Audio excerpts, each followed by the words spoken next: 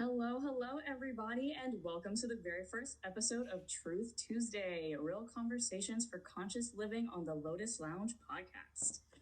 Truth Tuesday is a space for honest, grounded conversations about spirituality, wellness, and conscious living without bypassing, without performance, and without pretending growth is always soft or easy. Tonight's episode sets the tone for this new chapter, and I'm honored to be sitting down with the creator of Truth Tuesday herself, Alexandra Beepat. Uma is a spiritual teacher, healer, and founder of the Lotus and the Light Metaphysical Center.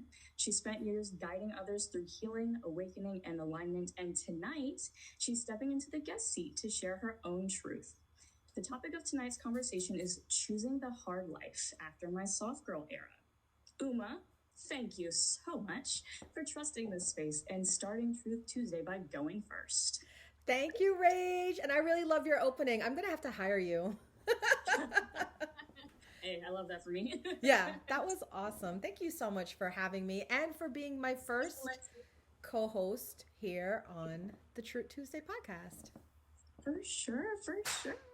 Super exciting stuff. So, before we dive into all of our interview questions, my first and foremost question is, I know that we had Wellness Wednesday before this as our initial podcast setup.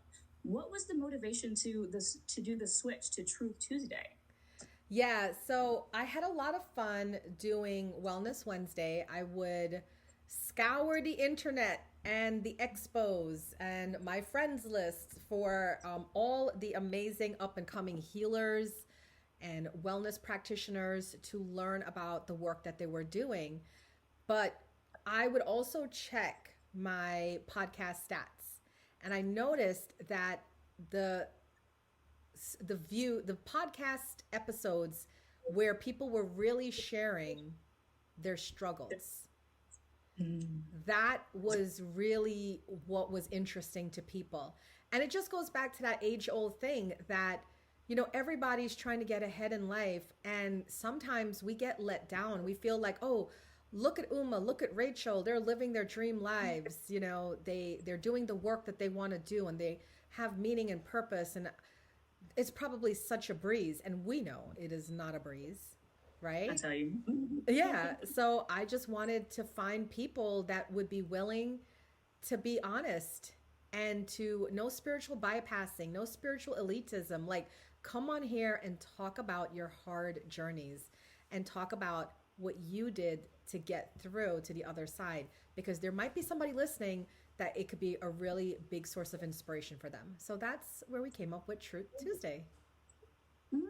The authenticity, the energy behind that, the desire to keep it real. I love that. Yeah, I love that too. And I figure, 2026 is like, it's not just a new year, it's a new cycle that we're beginning. In numerology, we're starting a whole new 9-year cycle. And I said, something about this new 9-year cycle makes me feel like truth and authenticity is going to be coming to the forefront. So we might as well get ready, and we might as well jump on the bandwagon and get it started. I'm telling you, I'm right there with you. I've been feeling it. Right. So, let's go ahead and dive into these interview questions. I'm ready. All right. So you chose to open Truth Tuesday with the topic, choosing the hard life after my soft girl era. So what did the soft girl era represent to you, and why did it stop working? Right. So I have been a social media personality for, I don't know, the past 10 years, at least, at a minimum. And one of the things that I've noticed is that people really took to me because I share a lot of my personal life on here. So people have been seeing me go in and out of relationships, go in and out of making friends, losing friends, like all of that, right? And I feel like I finally found the person, the relationship that allowed me to actually experience what people call that soft girl era, right? So my relationship I've been in for 5 years, and he is amazing. And I don't want to make the whole podcast about him, but he's amazing. He's an amazing person. He's gotten me to take down all my barriers. But then it also, like, I just became soft, right? Because now I don't have to do certain things because I have a man that's going to do that for me. or I don't have to worry about certain things because I have a man that does that for me. I don't have to work as hard because I have a man with a secondary income. It's just like life became softer, right? My kids Mm-hmm. went to college.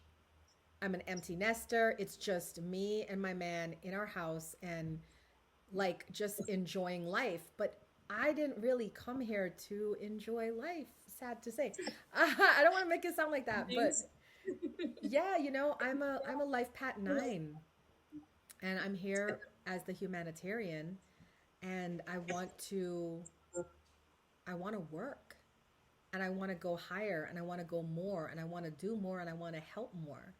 So I decided to come out of my cocoon of love and to really put myself out there. I'm actually inviting in the hard life. I tell you, that's definitely not one you hear often. Right, right.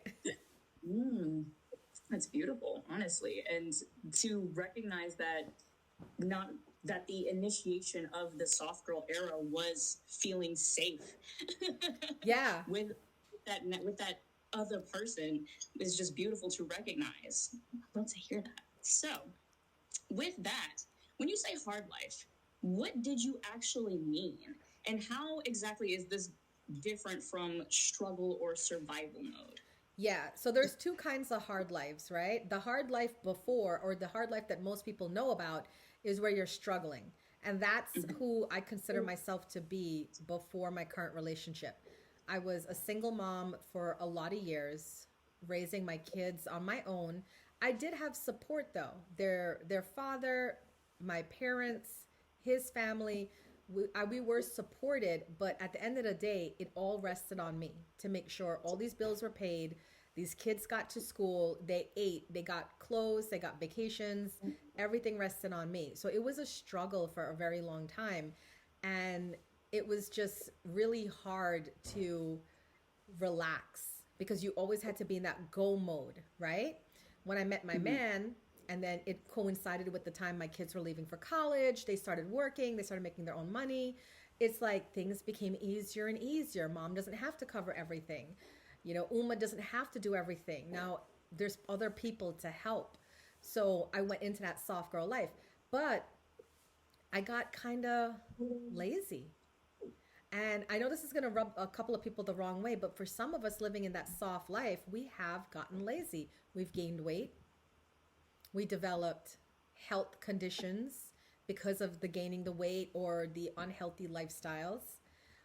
Some of us may even just fallen into a routine where we're not doing anything to challenge ourselves. So that's why when I said I'm retiring the soft girl life and I'm coming back to the hard life, this hard life I'm talking about is challenges.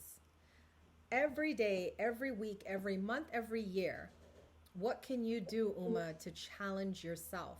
What can you do to get out of your comfort zone? And from January 1st, I hit the ground running, right? One of the apps I'm streaming on is doing a reality TV show. I applied. I don't know if I'm going to get on it, but when I tell you that's so out of my comfort zone because I'm an introvert, right? And I'm just doing these things. I'm going to Texas for my birthday in 2 weeks. And I've really gotten like not into a place of traveling anymore after the whole COVID thing. So that's the hard life that I'm talking about is what are you doing to get out of your comfort zone? I'm back to the gym.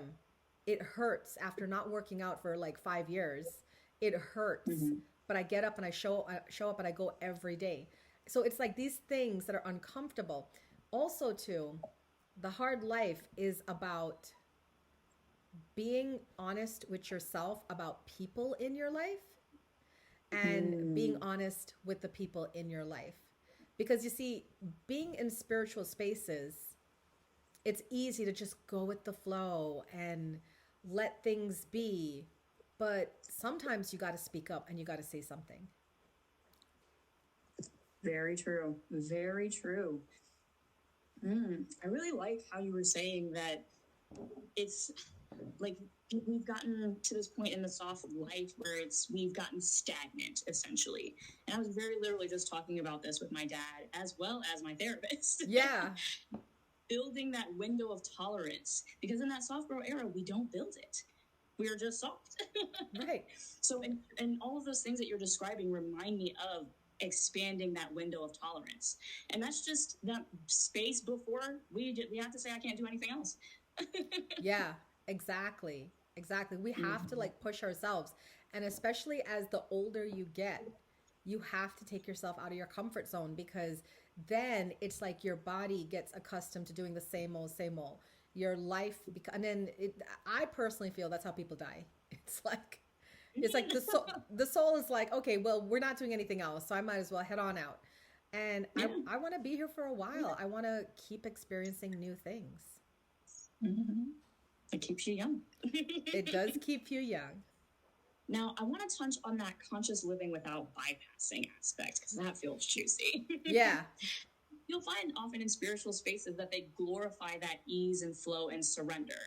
How has your definition of conscious living changed when it comes to effort, discomfort, and responsibility? And you did touch on that a little bit just now, but I want to dive into that a little bit more. Right. So this is one of the biggest problems I have. I am a soul alignment coach. I do one-on-ones with my clients where we work together for a number of weeks. And people always ask me, like, why can't we get this done in an hour? We can. We absolutely can. But your mindset, your behavior, your patterns is what takes a couple of weeks to unwork and recreate. And the thing is that a lot of people want a lot of things, but they don't understand you got to do work to get the things. Well, no, Uma, law of attraction says it'll just come to me. It absolutely will, but you still have to be in the space to receive it. So case in point, if I'm working with a female who wants to be happily ever after married, your hard choice is you're going to have to leave the guy who's constantly cheating on you and refusing to put you in a relationship. It's not going to be him, sis. It's not going to be him. But you can have that happily ever after and that marriage life with another guy that wants that same thing. So yes, it is law of attraction. Yes, it is putting it out to the universe, but it's also taking steps to meet it when it comes in. Right? You want to be a millionaire, but every month you're flying off to a different country. Right? You're going to have to make some changes. You're going to have to take that money and invest it, or maybe buy property, or maybe start a second stream of income or something. It's not just going to magically appear you being a millionaire if you keep spending that money. So that's the hard choices, right? Is we have to start coming to terms with what we have. I think the biggest hard choice people have to realize is that we don't have all the time in the world. And that is a problem because most people feel, well, I'll get to it next month. I'll get to it next year. I'll do that before I'm 50. But time has a funny way of sneaking up on you. And now you're in your 80s and you're sitting on a porch somewhere wishing, I wish I did take that trip. I wish I did propose to that lady. I wish I did try sushi. Whatever it is. Because it really can be just as simple as, did I try the sushi? Right. Yeah, and that really does dive into,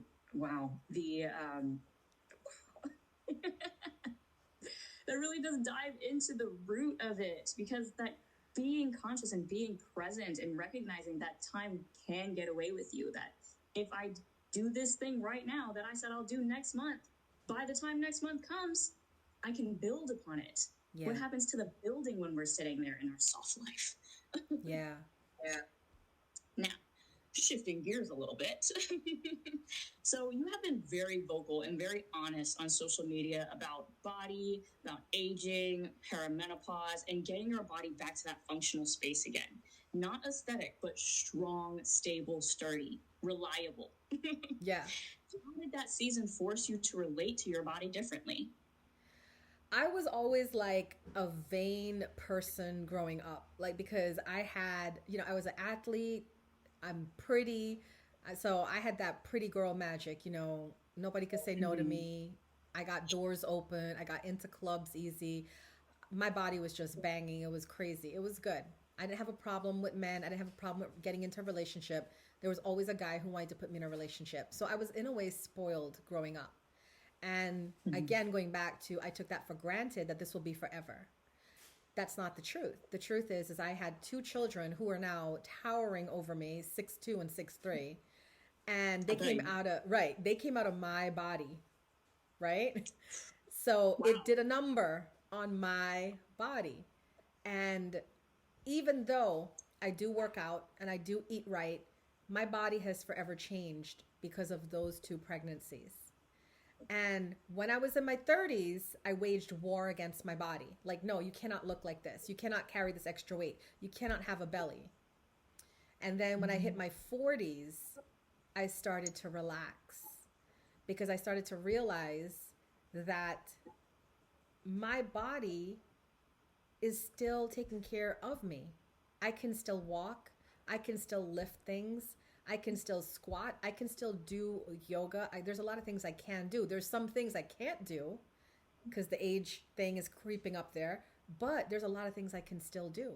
So I started to look at my body differently and say, you know, most people when they go to war and they come back, they're celebrated.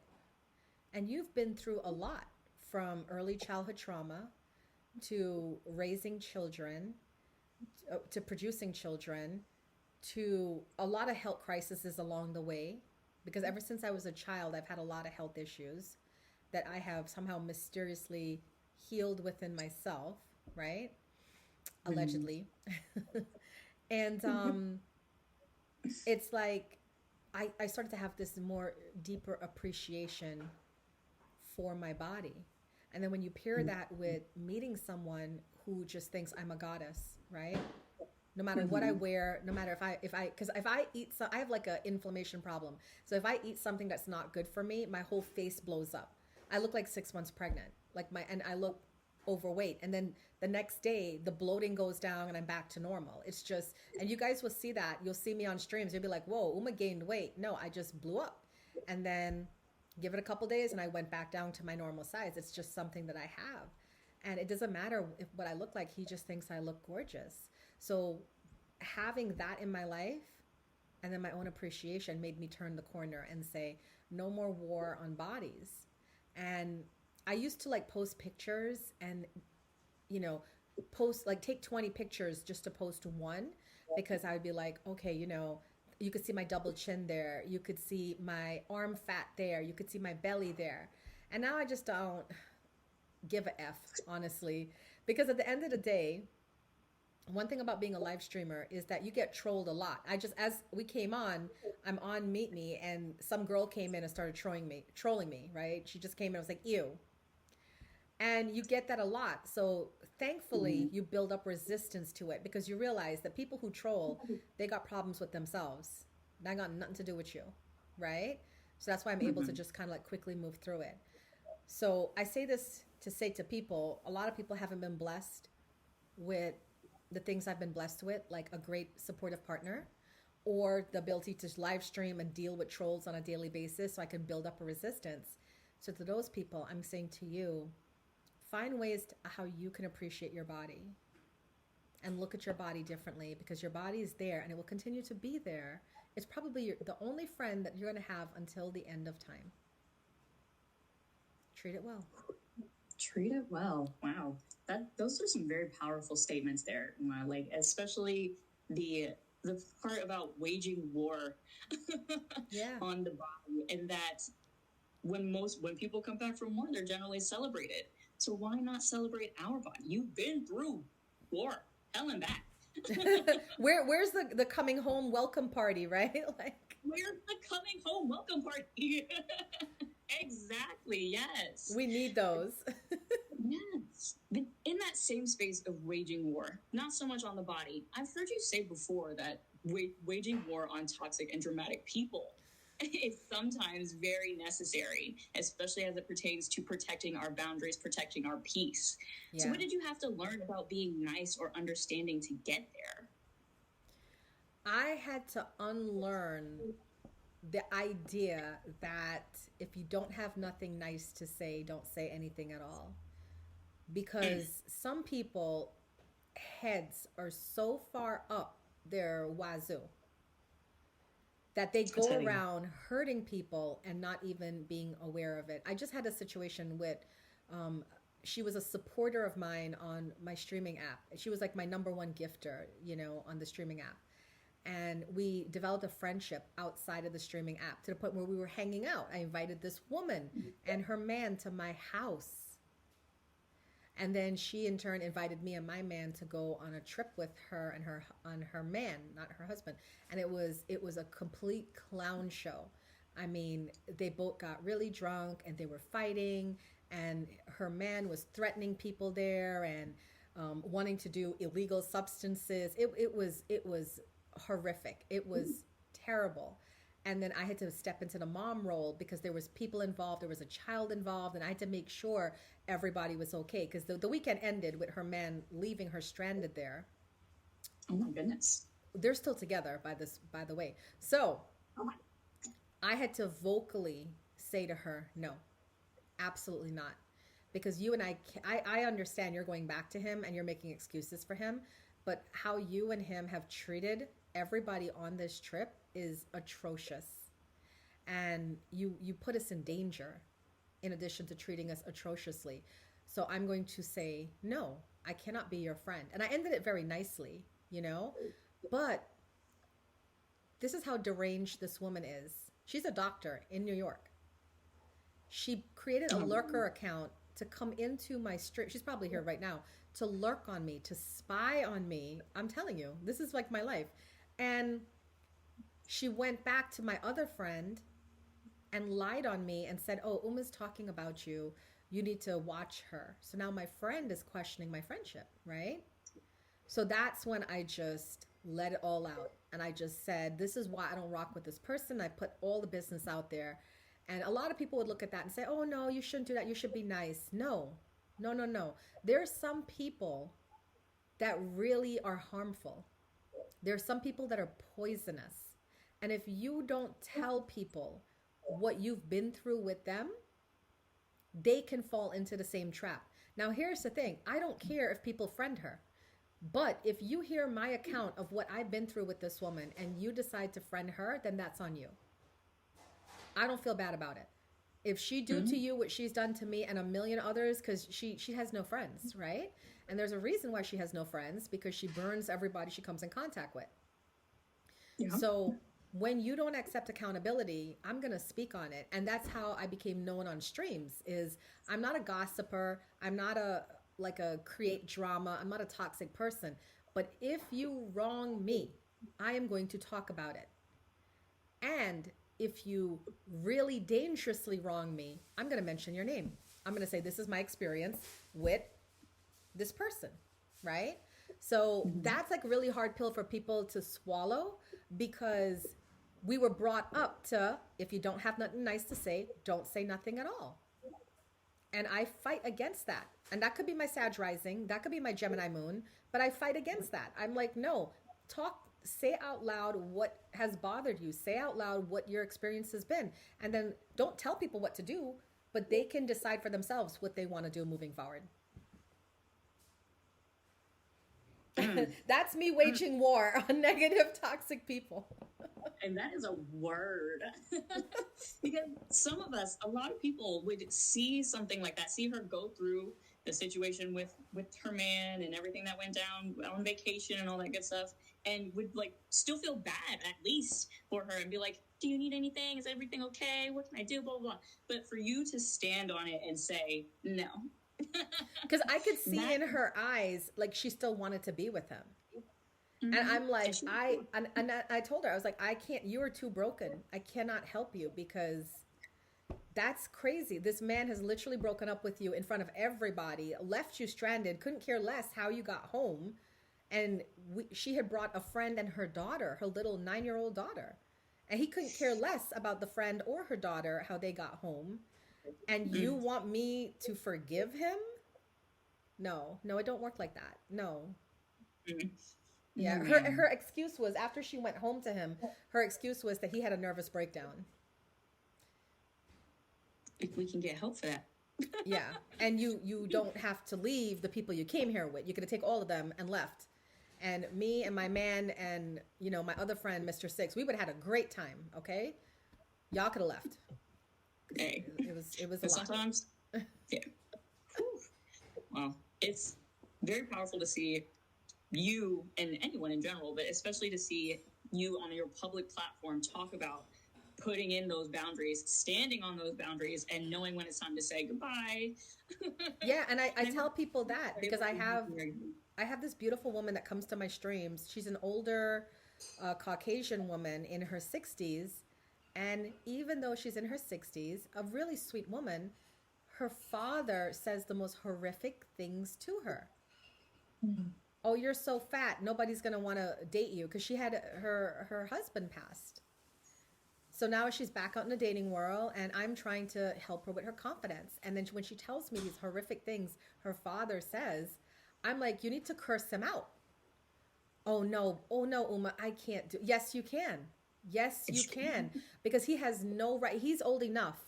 He's in his 80s. He's old enough. He knows what he's doing. He knows saying something mean to somebody is not good. Well, you know, he's older. Yes, so he should know better. And that's just the way I stand on business, because I see so many people struggling with family members. To anyone who's listening to this podcast, I don't care who the family member is. If they disrespect you, if they hurt you, stand on business, wage war, protect your health, protect your peace. I don't talk to a couple of my family members, and I am A-okay with it. I'm A-okay with it, because my mom, though, like, I don't talk to my brothers, and my mom, she'll like show me pictures of them and their family. Now listen, don't get it twisted. I'm very happy for my brothers. I'm very happy that they have a lot of great things going on. I just don't want to be around it, because if you can't be nice to me, and if you can't respect me, you have no place in my life. It's just that simple. It really is just that simple. Yeah. And you know, I think that's a great segue. Because you have spoken so powerfully about fighting for your relationships as well as your partner, and choosing your partner fully in a culture that often glorifies walking away. What does conscious commitment look like to you now? You know, this is the question that gets, like, for a lot of people, because I've always struggled with commitment, Sag rising and all. Mm-hmm. And I struggle with commitment because I feel like people don't understand the spiritual significance of a relationship. The spiritual significance of a relationship is that you get to journey with a partner. They have so many names for it. A helpmate, right? And there's nowhere about that journey where it says limit what they're doing or let them limit what you're doing. You're both here to have an experience, right? So if you have a partner who is like, well, I don't want you to do that, or I don't want to go here, or, you know, you're going to have to do this on your own, they may not be the partner for you. But I don't really resonate with breaking up every time your partner doesn't want to do something that you don't want to do. I resonate with communication, but communication with comprehension. It's not enough to talk. You have to talk, but you have to also understand what is being said and what they are saying, right? So for me, conscious commitment looks a lot like, hey, I like you and I want the best for you.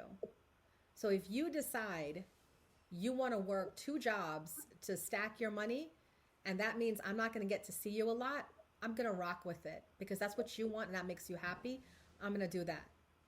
If what you need to make you happy is to watch football or basketball or whatever the sportsmen watch, and I'm not into it, guess what? You go into the one room and watch your football, basketball, soccer, whatever, and I'm going to go talk to my friends or chill or work or do whatever I want to do, and we'll meet up later, right? It's about meeting halfway. It's about compromise. It's about communication with comprehension. That's what conscious commitment looks like to me. It's not about a ring. It's not about moving in together. It's not about legal anything. It's about a spiritual connection. Am I supporting you on your journey? And are you supporting me on my journey? And if we are truly supporting each other on our journeys, there's going to be times that we spend apart. And we have to have the trust that it's going to be okay. My man is from Brooklyn. And as much as he loves Virginia, every now and then he has to go to Brooklyn and be there for like a week or so just to get his vibe, to get his essence. And I love it for him and I love it for me because it is a spa vacation. The minute that man is out this house, I'm in the spa. I'm with my girlfriends. I'm eating out every day of the week. I don't have to cook. I'm sleeping in. I'm going to bed late. I love it. It's a vacation, you know? But you have to train yourself to always see the good in everything and not look for the bad. Because I could have just as easily been like, oh, I miss you. And when are you coming back? And it's so lonely, right? It comes down to our choices. Conscious commitment is always choosing to look for the good in everything with your partner. Always. Oh my God, I love that. I felt that in my bones. Right? Look, I took a couple nuggets off of that one for myself in the pocket. I love that. Wow. And that is really a viewpoint that all of us could stand to hold for at least 5 minutes. Yeah. Yeah, accept your person and rock with them and let them be them, you know? Like, don't try to change your partner. If you change them, you're going to no longer love them because you fell in love with the person that they were. Exactly. That's like with my husband. When I met him, that man was bald. He grew out his afro. He went bald again. He was like, I hope you don't think it's crazy. I was like, sir, this is how I met you. I love it. I love you regardless. Exactly. It really is. It should be noted and should be held within that you have to accept them as they are, who they are fully, and give them that space too. Yeah. Because just as we want to grow and do our own things and have our spa days, they got to do the same thing. That's it. Exactly. So, wow, this has been so good. Now, I have heard you say many times, leaning into that spa moment a little bit, that in order to be the best, if you want to be the best, you have to outlast the rest. How do you hold ambition, hard work, and spirituality together without guilt or apology? And I'll tell you, I'm taking notes on this one, okay? Yeah. So, I'm a Capricorn and ambition is like just what we are made with, you know? And it's all about being flexible. When I was in my mom mode, when my children were under 18, that was the role. That was the main role. I was still ambitious, but now I had to work twice as hard because when my kids came home from school off that bus at 3:40 p.m., I was in the kitchen waiting with snacks and juice boxes, right? No client. I didn't care. They were like, I'll pay you extra. You're going to have to wait. You're going to have to wait because my workday started when they got on the bus. My workday ended when they got off the bus. We would have our time together. We'd play games. We'd watch our little shows. We would make dinner together. We'd ask about their day. They'd do their homework and everything. And then when they were in bed, 9 p.m., back to working again till 1, 2 a.m. And then I would do it over and over and over for the past 10, 15 years. I can't remember how long they've been in school, right? And was it exhausting? Absolutely. Was it tiring? Yes. And when I was working, when I first became a single mom, which was 2010, they were like 4 and 2 when I became a single mom. I was working as a massage therapist and then I decided I wanted to start Lotus. So I had to have enough money to pay the bills. I had to have enough time for the children. And I also had to have enough time to put into my business. So what I did was I worked 2 jobs and I worked Lotus and I took care of my kids. I did not have any time for friends. I lost a lot of friends because I had friends who we used to like go on trips around the world. And they were getting frustrated because they would always invite me and I can't go. I had to lose friends. I had to lose my designer clothes. I used to work at Ann Taylor, so I always wore nice clothes. I couldn't afford that anymore, so I started shopping at Walmart and Target, right? I had to lose meat. There was a point in my life where I couldn't afford to eat meat. So my kids thought, it was fun that we were like going vegetarian. People thought it was for health. I just couldn't afford meat, You make sacrifices. Because if your dream is so important to you, then you have to do everything you can to make that dream a reality, right? Now, I don't have to work as hard because I did all that work to build my business, right? So now I can sit pretty and people pay me triple an hour what they would pay somebody else to work with because they understand they're not just paying me for a session, they're paying me for my experience and my expertise and my wisdom and the fact that they know I'm going to get it done, right? So, in the beginning, for anybody who's starting their businesses, you have to put in the work. You have to miss out on the vacations. You have to miss out on the weddings or whatever people are doing because you are married to your work, right? Mm-hmm. That's ambition. And then you do reach a place where the money is just flowing in and it's continuous and you don't have to work as hard. And then you can take the vacations and stuff. I think people have it twisted. I think people, when they start their business, they want to have a balanced life. No, it's 90% work and 10% off time. And then over the course of years, you change it to 50% work, 50% off. And then if you're lucky, well, not really lucky, if you're ambitious enough, it will be 20% work and 80% off time.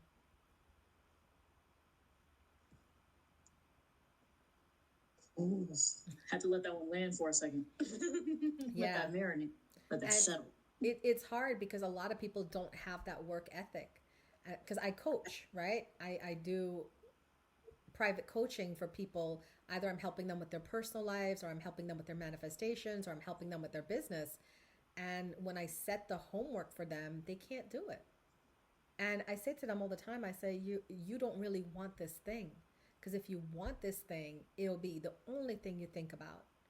And every time you make a little bit of money, you're like, how can I reinvest it back into this thing? Because this is the thing I really want. You know? You got to find what you love and you got to find what you would do without payment. Because that's how you know that's your thing.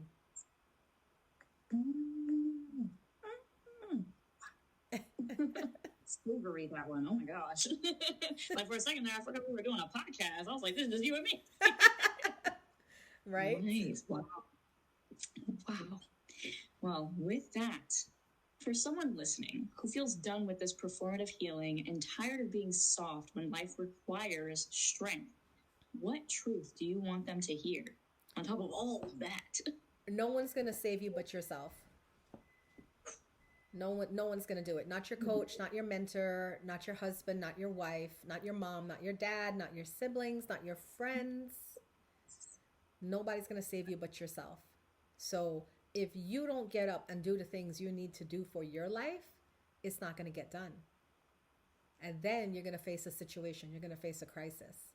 So don't put yourself in crisis mode. Do everything yourself. And you know what? Stop complaining about it. Stop complaining that my husband don't take out the trash. Be thankful that you actually have an accumulation of things that you have trash to take out, right? Don't be complaining that I have to cook all the time, right? Be grateful that you know how to cook and you can cook the most delicious, healthy meals instead of eating out all the time. Like always look at things from the perspective of I'm here to have this beautiful, joyous experience and it all rests on me and it's all about me. And when you start to look at life that way, life begins to change for you because then everything becomes joyful. Cheers to that.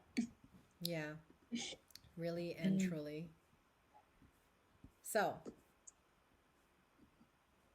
this was a great first episode. I definitely think so.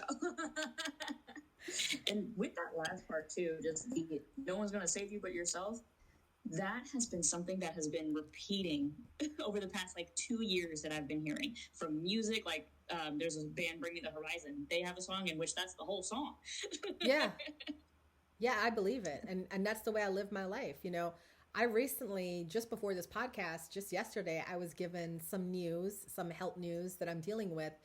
And I cried about it yesterday. I dealt with it yesterday, and I woke up today and I forgot about it. To be honest, I forgot about it because I was like, at the end of the day, I'm going to do me. All the way to the end, I'm going to do me. And I have no apologies, no F's left. I'm going to do me. So even if anything is to happen or not happen, it doesn't matter. I lived life on my terms. Like that Frank Sinatra song, I did it my way. And I think people need to start living their life that way. Do it your way, and then you have no regrets because you did everything you wanted to do. I mean, how else can we live? How else can we live? Well, Rachyl, I want to thank you so much for holding this conversation with so much care. And to everyone who is watching and listening, thank you to everyone who joined us for the first ever episode of Truth Tuesday. This show exists because conscious living requires honesty with ourselves, our choices, and our lives. And if this conversation resonated, I invite you to join us every Tuesday at 7 p.m. Eastern for real conversations that don't bypass the truth. This is Truth Tuesday, and this is just a beginning. And guess what? Tonight, Rachyl had me in the hot seat, but come January 20th, she will also be in the hot seat, and we will be bringing you her topic soon. So thank you guys so much for showing up. I really appreciate you guys, and I appreciate my co-host Rachyl, and we will be seeing Rachyl around some more, so I hope you guys do hit her with a fave and a follow. And guys, I'll see you soon. Live your best life. Bye for now.